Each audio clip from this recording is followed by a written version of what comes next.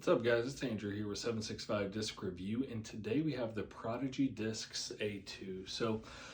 This disc, much like the A3 for me, was another disc from my Team Disc Store allotment, so shout out to them. If you haven't checked them out, definitely be sure to go check them out here. So this specific A2 here is in the 500 plastic. There's 173 grams.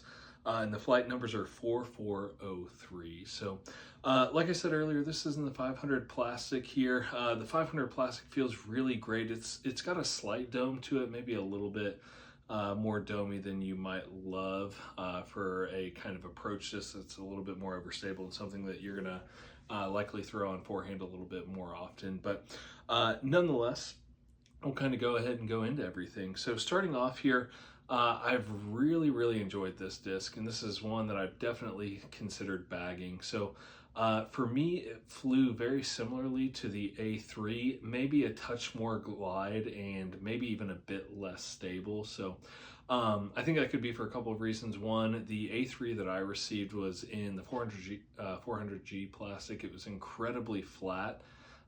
So I don't feel like it had a lot of glide, but it was really overstable. This one has a little bit more dome to it, so I feel like it's got a little bit more glide, but for one reason or another seems to be a little bit less stable for me. But I've really been enjoying this because, kind of like I mentioned in my A3 review, I've been looking for something that's kind of like a longer zone, or maybe something that's a little bit more dependable into a headwind where I can still get my usual zone distance without kind of having it be majorly affected by the wind. So nonetheless, been able to throw this one quite a bit here, and we'll kind of go through the good now. So for the good here, for me, I thought the number one thing that stuck out to me here is without the bead that the A3 has, I felt like I was getting a really clean release pretty consistently. So even though it's a little bit more domey and I'm a forehand thrower, I found that this was a really easy disc to get a clean release on, which is obviously awesome. All right. Number two, the glide on this disc is really good as well. So even though it's got a really strong fade, I might even put the fade at like a 4 fade.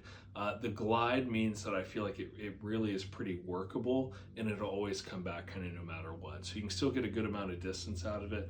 However, it'll always come back, even if it's, something, a disc you're gonna be throwing pretty hard into a headwind. So I was a little surprised by it. In the hand, it kind of felt pretty fast, maybe more similar to a 5-speed, kind of as I felt about the A3.